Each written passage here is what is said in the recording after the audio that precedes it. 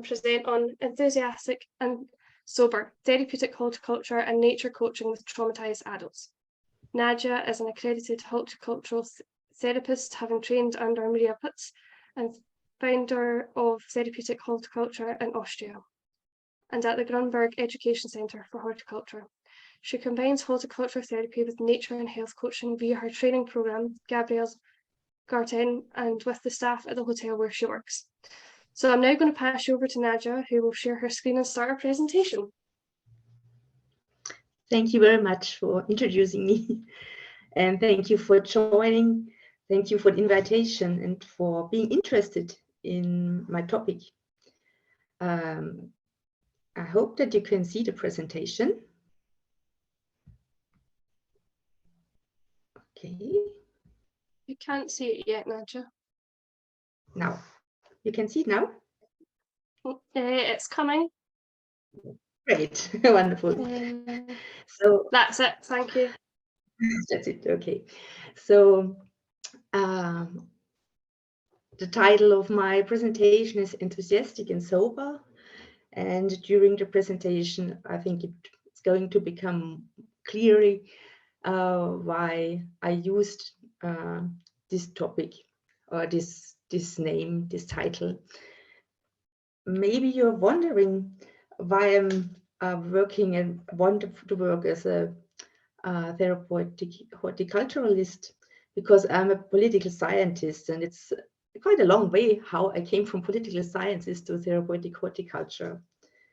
But today in this presentation, I'm going to make the ends meet, so I hope then to make it understandable. So how did I get there as a political scientist?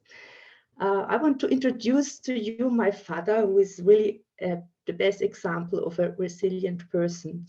He's 91 years old, and he can tell you about Austro-fascism, about National Socialism, about living in the Soviet zone in Lower Austria, about starving in that time, and about working as a migrant worker in Australia from a child's and teenager's perspective. But he is still alive, and he taught me a lot about living life in a resilient way and living a good life, although he has these experiences of political violence. And this is the place where I grew up. So it's the region in Styria in Austria.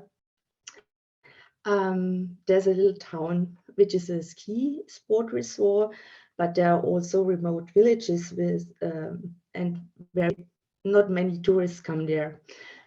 And my parents and me spent a lot of time in nature when I was a child, because my parents always liked to calm down in nature, and they also Nadja, have a garden. Sorry to interrupt. Nadja, the screen is very small, and it may not matter for these pictures, but for some of the other ones, they may be cut off. Could you maybe expand to the maximum view, or just so that we can see all your slides properly?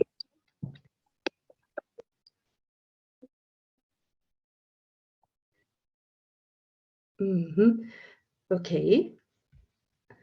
I try it once again to share it once again, okay? Thank you.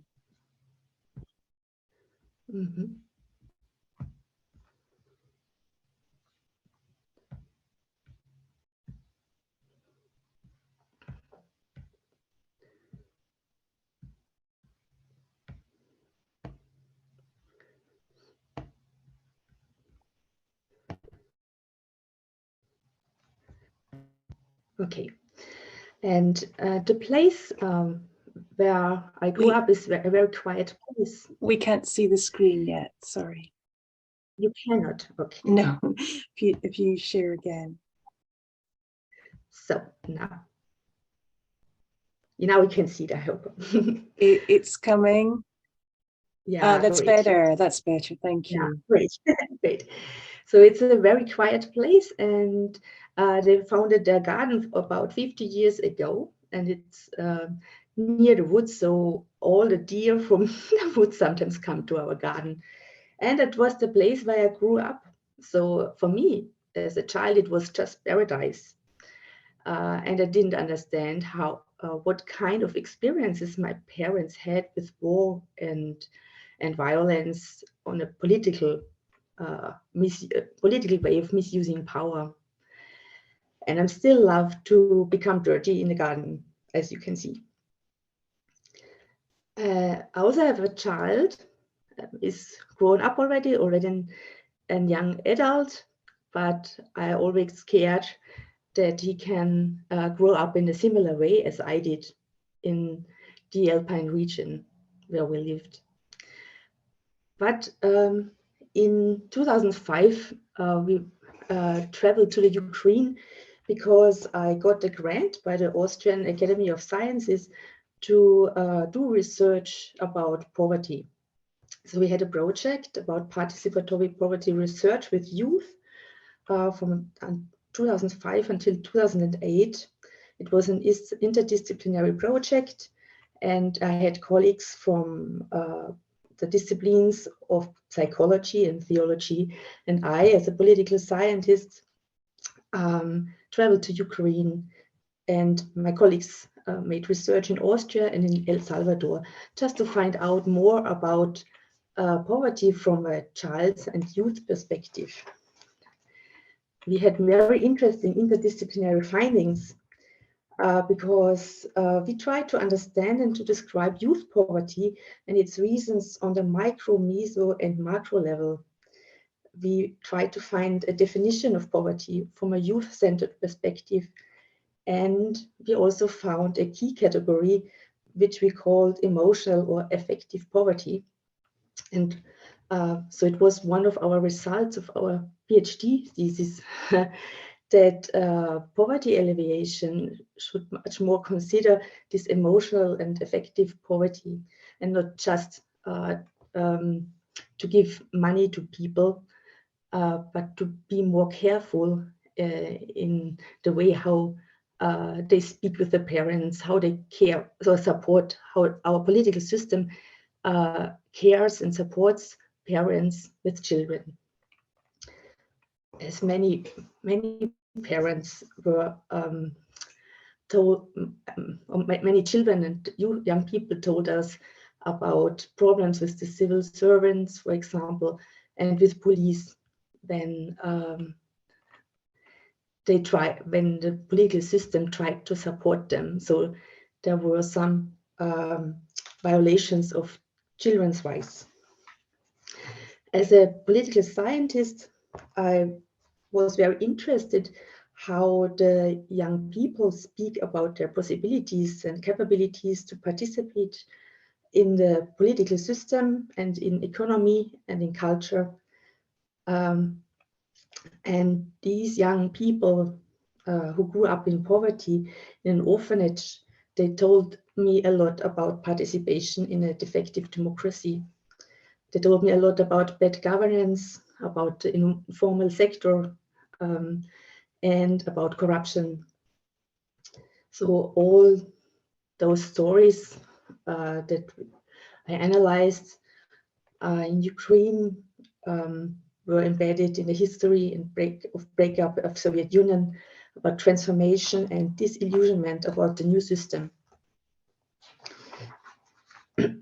I also wondered what happened to the young people's parents and grandparents. Why didn't they care for them? Why were there so many children and young people in orphanages, although their parents and grandparents were still alive? So the young people told me about the mental health problems of their parents. So many of the parents were divorced, single mothers couldn't cope with the new situation and drank a lot of alcohol. So there was always the topic about alcohol addiction and about grandparents' poverty, who they couldn't care for their grandchildren. And I also was very interested how the Ukrainian society reacted on this big social problem. So I had a second research project in 2008 to find out more about the NGOs who tried to support the young people, and for example, who made this kind of street children projects, health projects for young people, for children and young people. And yeah, that was the PhD thesis. It was the beginning of why I started to be interested in horticulture therapy. In 2009, I was invited to Strasbourg to an informal experts meeting at the Council of Europe, and we spoke there about children's rights and social services. And I was astonished how many European experts were speaking about the situations of children's rights violations by civil services when they made their decisions to take children and young people out of their families because of violence, domestic violence, and addiction problems in the families. So I started to think more about mental health problems and democracy, although I'm not a psychotherapist. I just got trauma informed by the help of the Austrian Jewish community, because there's an NGO in Vienna. It's called ESRA, and it's an NGO that supports Holocaust survivors and their children and grandchildren. And I got in touch with Dr. Michacek, who headed this NGO, and he informed me about the problem that our society doesn't know anything about trauma and doesn't know how to help people who have to cope with traumatic events. You can see here different types of trauma, and the interesting thing is that usually man-made disasters who last very long and who happen several times cause very severe traumatizations, because this kind of trauma destructs people's faith in other people.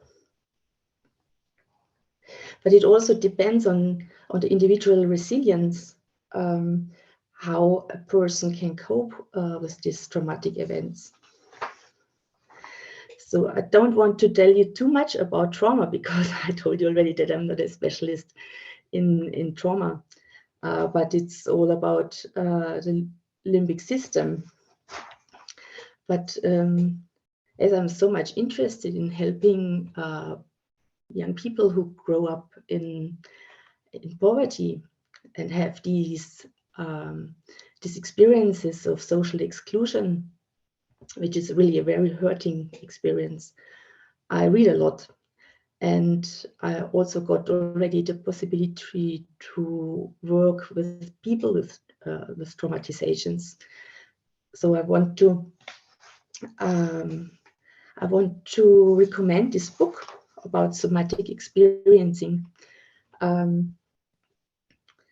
because one of the authors is Günter Resch, and last year, when I was working in the hospital for persons with alcohol addictions, I was invited to an Indian educational day for the staff, and Günter Resch was there to explain the connection between trauma and addiction. So Günter Resch, for example, writes that if you want to help traumatized people, you have to look with them for the lost resource. And he writes, it is about letting life come without running after it or already occupying the inner space through addictive substances and addictive behavior. Traumatization leads to a rupture in time, memory, history, body perception and emotional experience. Therapy, trauma therapy means that the life story of a patient has to become complete. And many traumatized people think in a way like either or. So it's very important to enable new experiences of both. Trauma-specific diagnosis are acute stress disorder, post-traumatic stress disorder, and adjustment disorder. Like intrusive post-traumatic stress disorder, for example, has very typical symptoms like intrusive memories, compulsory repetition, anxieties, changing attitudes towards people, towards life and future, avoidance, dissociation, hypervigilance, regressive behavior, guilt, and physical complaints. And it's important to understand that addictions are a result of unsolved trauma. So Günter Resch, for example, also writes that traumatized persons don't see their symptoms in connections with their trauma. And so it's very important to see the addicted person as a human being who wants to develop and grow. But there's always an inner conflict between autonomy and addiction. And addiction is a repetition of loss of control over one's own actions during the situation of traumatization. I started to work to cooperate together with the hospital for alcohol addicted persons already in 2016. It was very interesting because it was the first time that I got the possibility to work with patients. And these patients came to this hospital after detox. They spent there 3 months in weaning therapy, and they were at the beginning very enthusiastic after detox because they thought that the problem is already solved. But after detox and during therapy, they were not allowed to drink any alcohol. And then the emotions came up that usually lead to a throwback. The patients had very similar stories. So it was very much about domestic violence during childhood, parents' mental health problems. So they also sometimes had addictions and experiences of neglect during childhood. So all adversive childhood experiences. And so the emotions that came up and leaded to throwback, or could lead to throwback, or for example, feelings to be abandoned, loneliness, the feeling that you have to be strong, but you don't need help. Unprocessed wounds torn open, aggression, unexplained mood swings because the triggers were not understood, emotions of meaninglessness and emptiness, decrease in external motivation. And one of the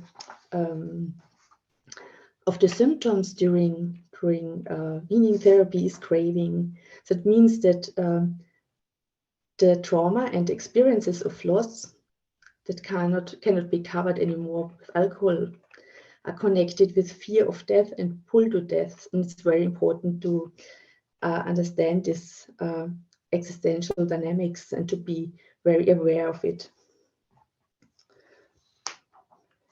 So that's what I did in 2016, and what I did until last year was that I worked in the program of throwback prevention, but it was mindfulness based. And in the first years, I got a lot of support by AWOS, which is the Society for Preventive Medicine in Salzburg. I was working in this program as a health educator, health trainer, health mentor, and I used methods of adult education, and I combined this with the methods of nature coaching. And first time last year, when I had my internship in this hospital, I combined it with the methods of therapeutic horticulture. So here you can see some of the patients relaxing at the riverbanks on a nice place near the city of Salzburg. So we walked a lot together, not too fast. We had a lot of stops to see the plants, to speak about health. And at the lunch break we usually spend at this spring. We had lunch together, relaxing after lunch, and then speaking about nutrition and speaking about drinking, but not alcohol. So about the questions, what should we drink, except for energy drinks, except lemonades, except alcohol. So it was the perfect place to speak about it. And these were walks for health that lasted sometimes 4 hours, sometimes 8 hours. So we spent half a day or a whole day together. And there was always a psychotherapist with us, and usually also a volunteer who had an internship at the hospital.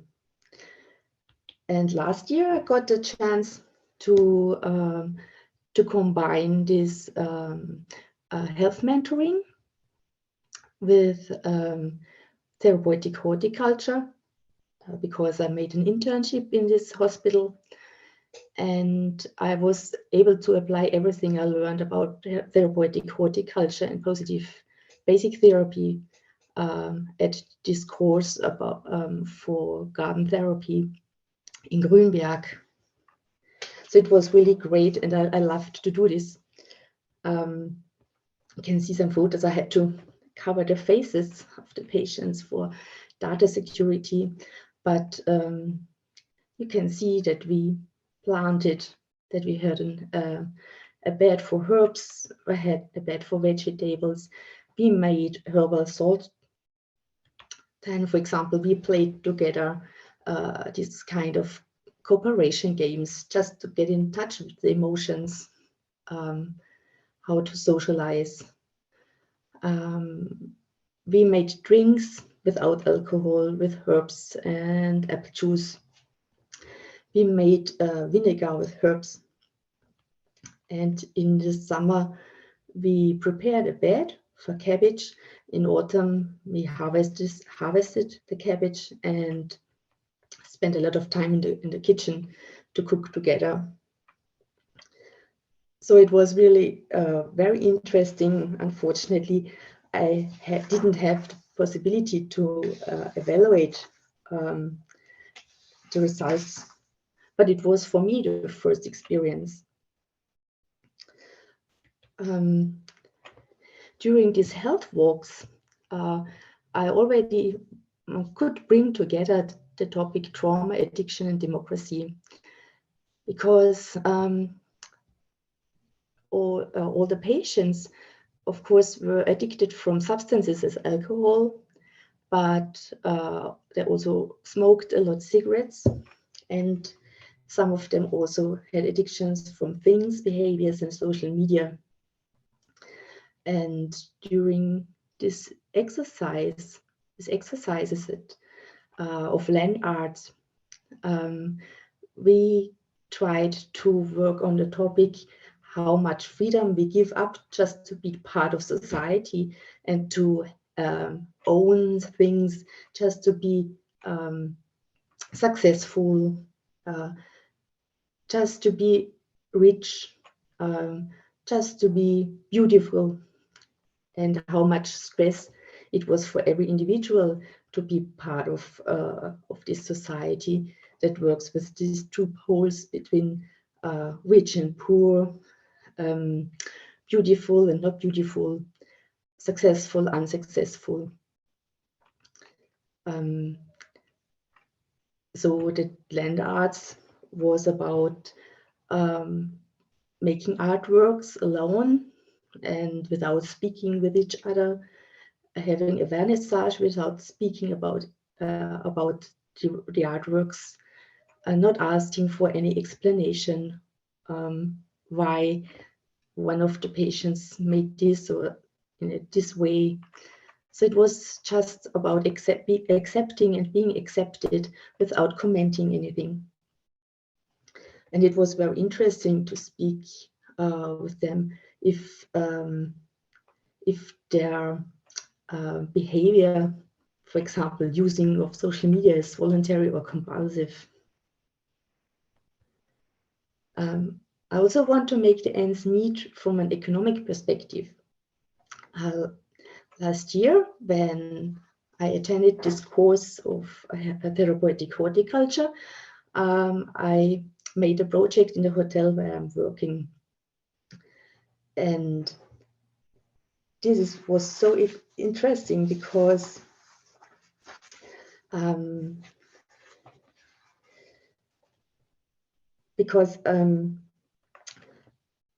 we spoke, I worked there as a quality manager and as the head of the housekeeping department. And it was always very interesting to find out that the people who started to work in our hotel in cleaning service had very bad experiences with their former workplaces.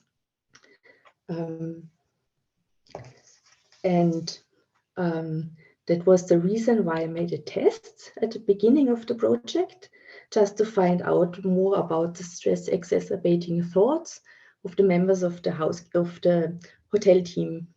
And I used the method of Kaluza and also this form of Kaluza that he prepared, and tried to find out something about the distribution of stress enhancers in comparison.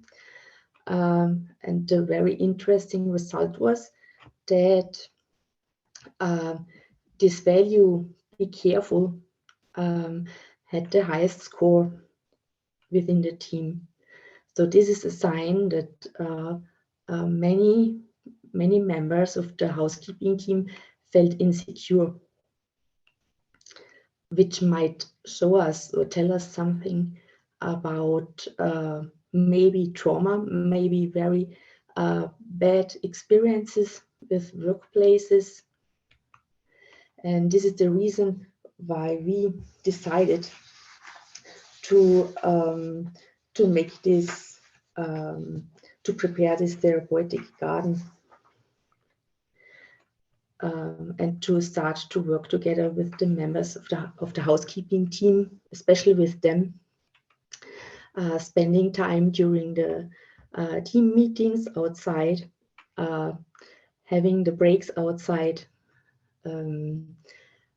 planting and seeding, and having a fresh salad during the lunch break. And we also put the names of the different herbs and vegetables in different languages there, because we have a very multicultural team.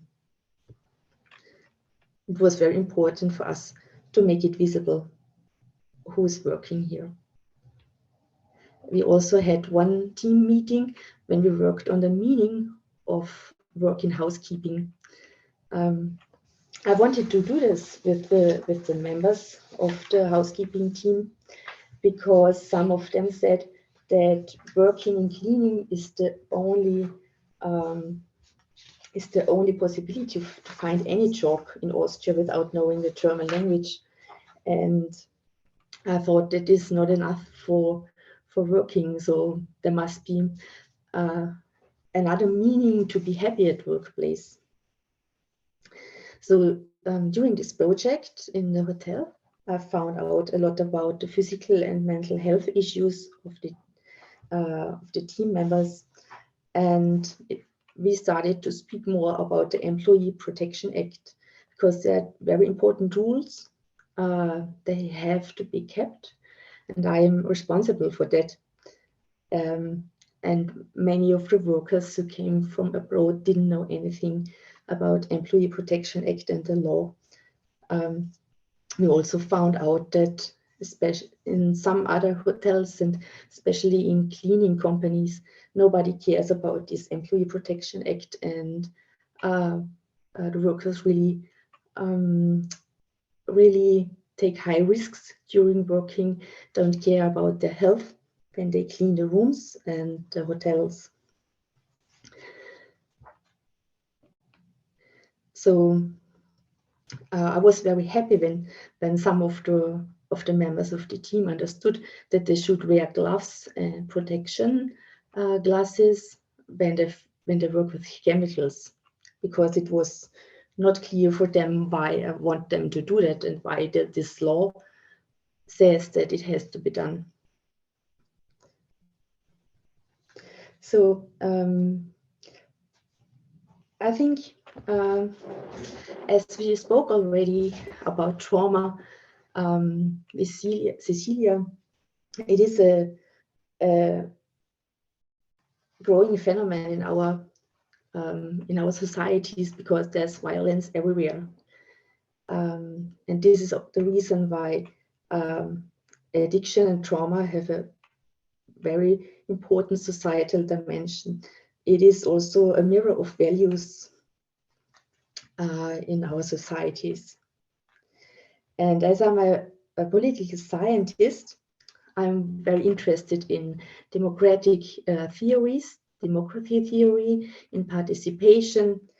And I always love to read the books of Viktor Frankl and Erich Fromm, and also of Hannah Arendt, and about her theory about vita activa, because I think it's really the opposite of living with trauma and addiction, because addictions mean that we lose our autonomy and possibilities of choice.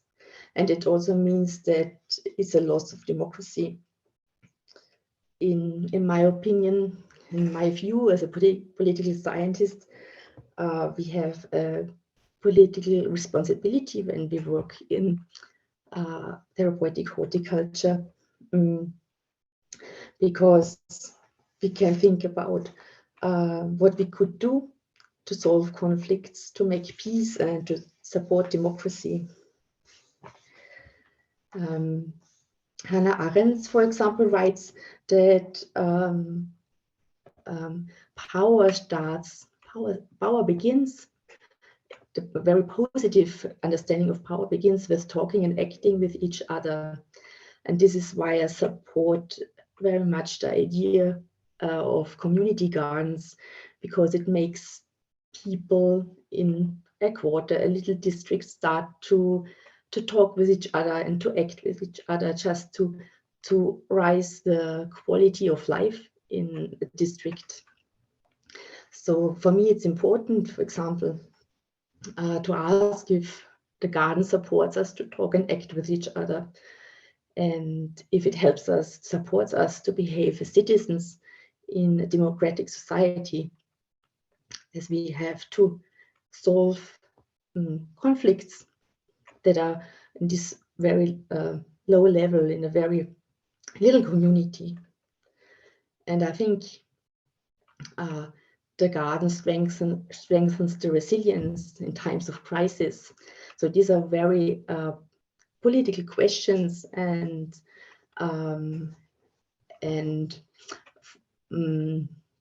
possibilities, why I also try to support that therapeutic horticulture is more accepted in the political system and in the public health system. Maybe you know that Austria in the moment doesn't support it, and people who want to have therapeutic horticulture really cannot have financial support. So it's already so if somebody wants to have psychotherapeutic support, is already easier to get a financial support from the health system. But all these nature-based therapeutic possibilities are not so much supported in the moment. So I'm at the end of my presentation, and I ask you for your questions. Thank you very much. Thanks very much, Nadja. That was fantastic. So we'll just move on to questions now. There are a couple in the chat. Fiona, are we coming to you for the questions? I think so. I think Linda had to pop out. Thanks, Nadja. That was really great. I was transfixed, so I enjoyed hearing all of that, and I learned a lot. So far, it's just me asking questions, so please, everyone, don't be shy, and please put your questions in the chat box or raise your hand. But let's start with just a couple of clarifications I wanted to ask you about. When you were speaking about the people with alcohol addictions, Nadja, you mentioned the word throwback, and I understood that to mean a relapse, a return to the addictive behavior. Is that correct, or did you mean something different? Yes, that's correct. Yeah. Maybe I didn't use the right word. No, it's probably quite right. I just wanted to be clear. Yeah. So they are there in this hospital to stop drinking alcohol, but of course they have other addictive behaviors.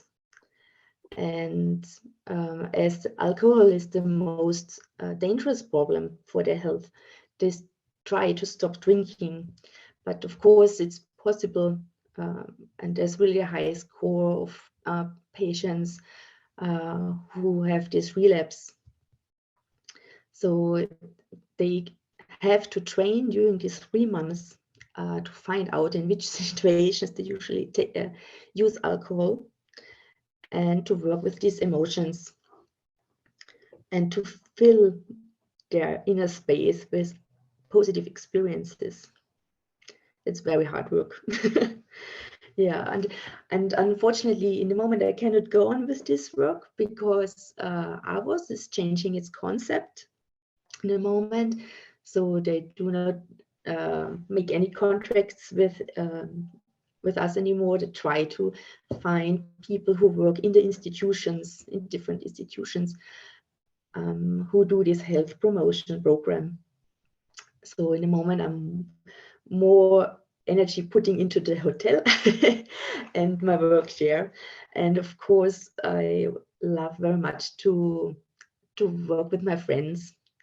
I have a lot of friends who are displaced persons, and so we do it in our free time, just for us, just for self-care, to walk in the woods and to work in the garden.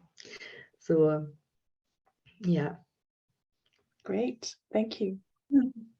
I also wondered about the stress-exacerbating scale you used with your colleagues at the hotel. Can you please explain again which question brought the highest score, and so that we can understand that better? Yeah.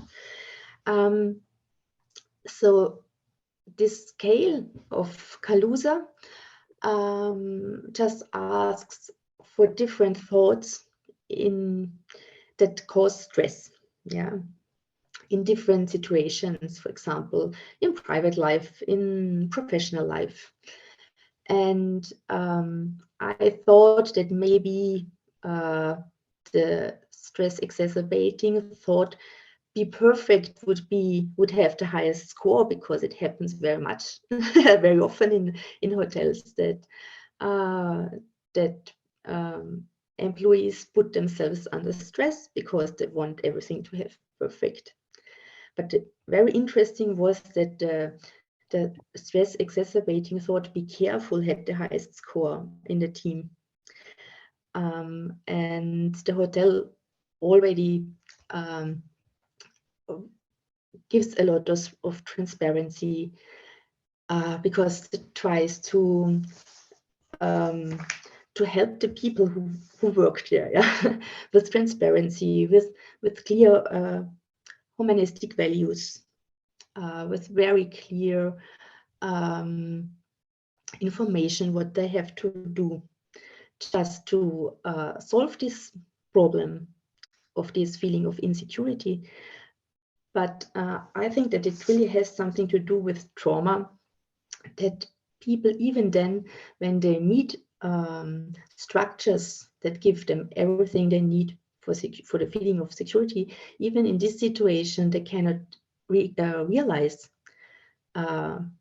that these structures are there. So I'm not a psychotherapist, so that's why I'm reading about this topic, just to understand how to support employees to feel fine at the workplace and to reduce the stress on the workplace, because this is all connected with this Workers' Protection Act, just to reduce physical and psychical health risks. Yeah. His idea that they have to take care at work, be careful and reduce risk was somehow, you think, maybe linked to trauma and the inability to trust that they were safe. They should do their work carefully, but also care for their own health when they work. And we made the experience that some, I cannot say that they're all, but some of the cleaning companies really exploit the workers, and they all come from other countries and don't know the German language very well. So a lot of workers don't even understand that this kind of Workers' Protection Act even exists. So they come to our hotel and I tell them about these laws, and they have to follow it. And some situations, it was the first time that I heard about it, and I thought that we are making the law in the hotel, but it's not correct. We just execute it, because the consequences would be horrible if we didn't, or if there's maybe an accident at the workplace. Yeah, because as a hotel and as the employer, you have to care that the employees are safe. Sure. Yeah. Mm-hmm. So this is my work in the hotel, and I try to support everything with this garden. Mm-hmm. Great. Linda, I'm going to ask you to unmute and ask your question, because I think you'll put it better than me. Thanks, Fiona. I'm really interested in listening to your presentation and other people's presentation when they talk about nature-based therapy. And you know, can gardens help us this? Can gardens help us that? It seems to me that you're not acknowledging how important the therapist is, that it needs, you can have a garden, but is that going to work if you don't have somebody that can facilitate the others to then experience it as a safe and comfortable place, as you were describing, that it needs another person as well? Yeah, that's correct. When I tell people that I attended this course and that I'm now therapeutic horticulture practitioner, they sometimes react very interesting, because they tell me about how gardening helps supports their health, but they mix it up. They mix up gardening with therapeutic horticulture. So everybody or many persons who speak about it think that when they work in a garden that it's already therapy, and I try to explain that it's not. So that therapeutic horticulture means that there's a therapist working with them, working with an aim. Yeah. So I think that's also the reason why to find clients or patients who just pay for this is really existing. Yeah, to work as a self-employed as a therapeutic horticulturist. Yeah. Mm-hmm.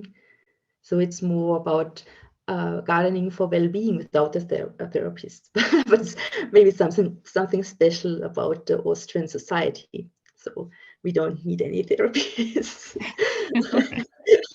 because we are not mentally ill. Right. Yeah. Yeah. I think it's the That's same very here. helpful. Thank you. I think it's the same here. We have this blurring of the distinctions between gardening being therapeutic. You know, everyone can relate. Everyone who likes gardening can relate to the feeling of just getting into nature or into a garden and feeling better without a trained therapist bringing a tailored intervention. And that is why, you know, until that's understood, it's hard to get funding for it, because people don't see the training and qualification and support that's needed for a therapist to come and learn and know how to use this as a therapeutic intervention. Yeah, Yeah. and it also, that's the reason why it's difficult to explain why I want money and why it costs €75 per hour. It's not just being there in the garden and doing a little bit of garden works. Exactly. We're still trying to get that message across here, and that's some of the work of the professional body we're trying to develop, because it is, especially as green care becomes more understood and widely seen, there's still a tendency to think, well, that's fine, we just put some grass there in the hospital and everyone benefits, and thinking that is therapy, rather than understanding that it's a different level of proposition, a different service. And I think you can remember what Andreas Niebel said, that garden therapeutic horticulture is the little cherry on the cake.